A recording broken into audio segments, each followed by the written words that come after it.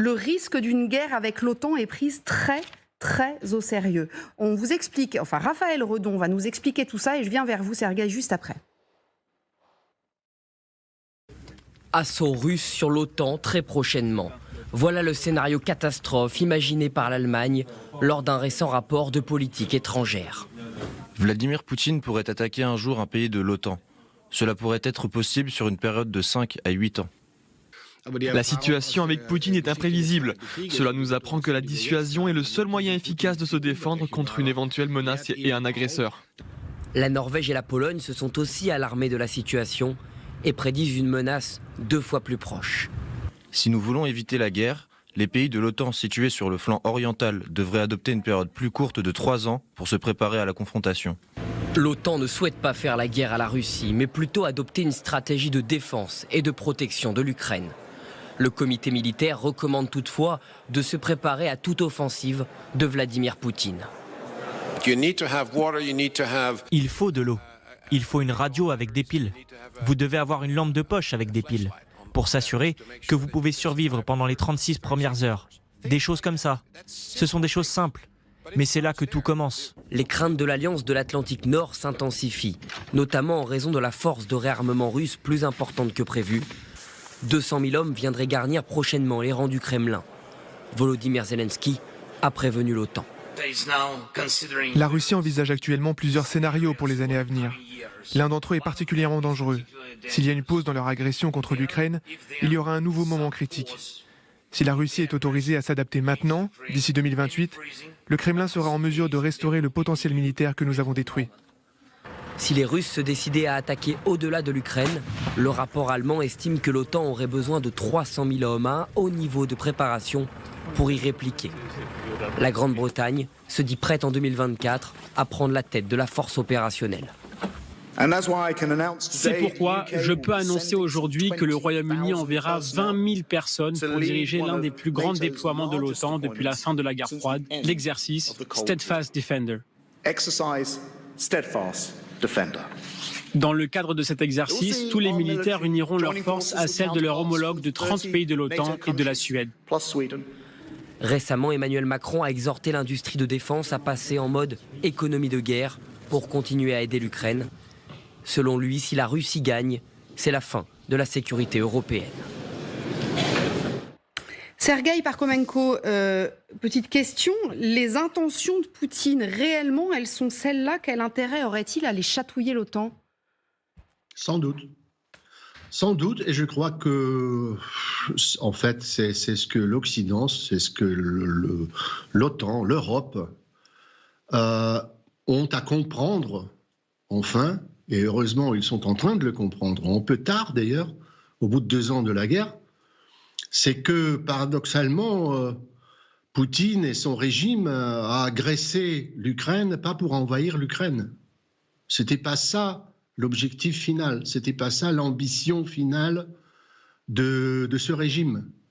L'Ukraine se retrouve à la frontière entre l'Occident et la Russie. C'est tout simplement le premier pays qui a été agressé pendant cette agression globale, totale, de cette barbarie contre la civilisation. En fait, c'est la guerre anti-européenne.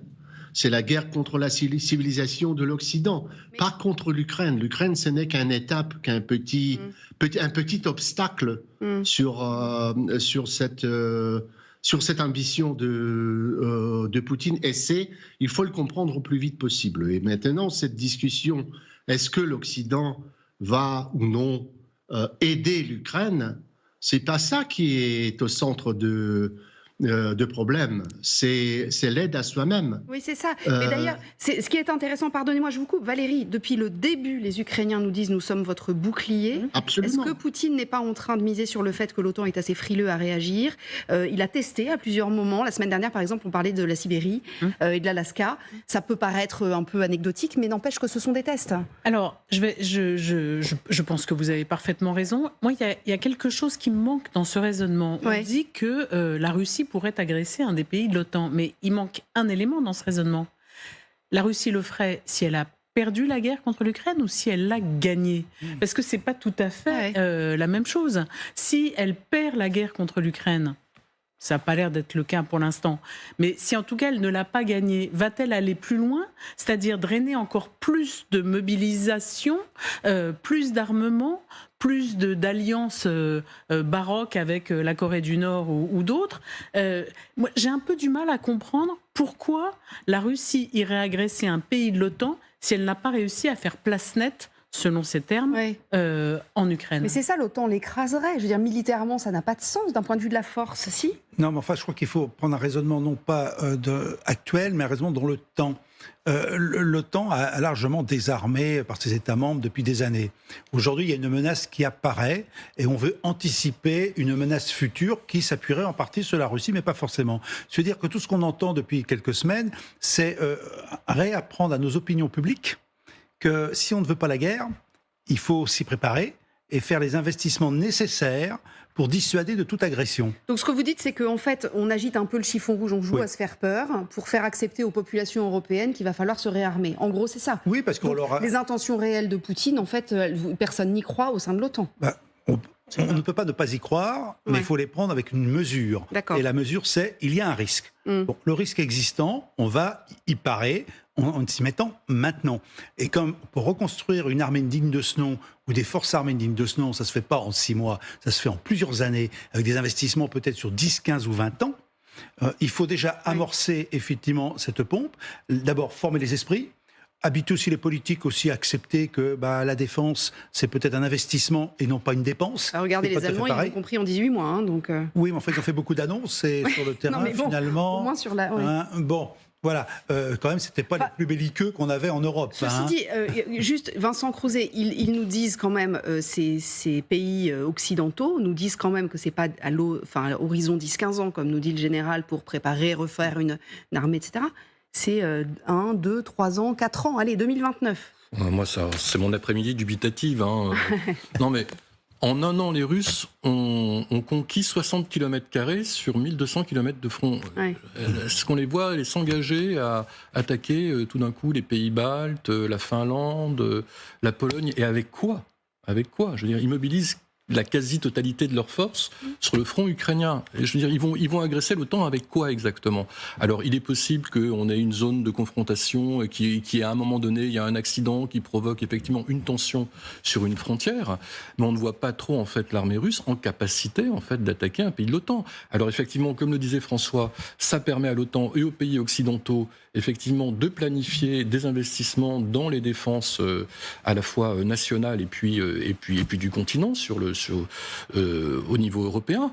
Mais je vois pas du tout en fait les Russes. C'est bien de se préparer, c'est bien d'avoir une politique de prévention, de précaution. D'ailleurs, c'est le rôle de l'OTAN de prévoir des plans de défense. Mais néanmoins, les Russes n'ont plus la capacité stratégique nécessaire. Sergueï, vous êtes d'accord? Pardon, Sergueï. Non, mais allons-y. Sergueï, qu'est-ce que vous en pensez? Écoutez, personne ne parle que la Russie de Poutine va attaquer l'OTAN parallèlement à l'Ukraine, qu'elle va continuer la guerre en même temps en Ukraine et je ne sais pas où encore, en Finlande, en Lettonie, en Moldavie, quelque part. Non, pas du tout. Il s'agit de la situation d'un scénario en cas où la guerre en Ukraine s'arrête. Elle s'arrête de façon que Poutine accepte, qu'il a une pause, qu'il a une possibilité de se reprendre, de reconstituer ses forces. Et on en parle de plus en plus, que en fait, c'est pas grand-chose, c'est pas si terrible si en fait la Russie garde ces territoires qu'elle a envahis. Il faut s'arrêter là, et puis voilà. Et puis Poutine a cette possibilité d'agresser ailleurs. Quand il a cette possibilité, quand il peut sortir de la guerre de l'Ukraine en situation favorable. S'il peut se permettre effectivement d'ouvrir un autre front, si je vous comprends bien. Absolument. Après, il y a quand même une question, Patrick, c'est tout. Enfin, pardon, mais un pays de l'OTAN, on sait ce que ça mobilise les forces de l'OTAN. Donc encore une fois, on a du mal à comprendre comment il peut se... Moi, je trouve assez détestable le fait d'affoler les populations comme ça. On peut sensibiliser à la défense européenne, et d'ailleurs, je salue l'initiative de Thierry Breton, le commissaire européen, pour abonder le Fonds européen de défense. Mais ça sert à quoi d'affoler les populations? Alors, M. Pistorius, le ministre de la Défense allemand, nous dit ce sont mes conseillers. Mais c'est qui ces conseillers? C'est des apprentis sorciers? C'est Madame Soleil? On nous dit on va attaquer l'OTAN dans 20 ans, en disant mais à long terme on sera tous morts, comme dit Keynes. Donc qu'on se sensibilise maintenant, qu'on investisse beaucoup plus dans la défense, qu'on ait une réflexion en remettant une sorte de service militaire, de service civil pour la protection, oui, mais ce n'est pas en affolant les populations qu'on va y arriver. Je dis que moi, on peut réfléchir à la défense européenne tout en restant serein, à savoir en renforçant nos objectifs de protection militaire. C'est le sens de la loi de programmation militaire en France, mais de grâce, faisons-le en toute sérénité. Quand je vois ce secrétaire général adjoint de l'OTAN qui demande à tout le monde de garder une lampe torche, puis d'aller prendre de l'eau, etc. C'est pas tout à fait... C'est pas la meilleure façon d'y arriver. Et il y a une lampe torche chargée au cas où. Voilà. Bon, donc il faut savoir raison garder, mais là où ce qui est intéressant, c'est qu'il faut préparer une véritable défense européenne, et c'est le vrai défi dans les 10 ans qui viennent pour l'Europe. Valérie ? Même avant, parce que si le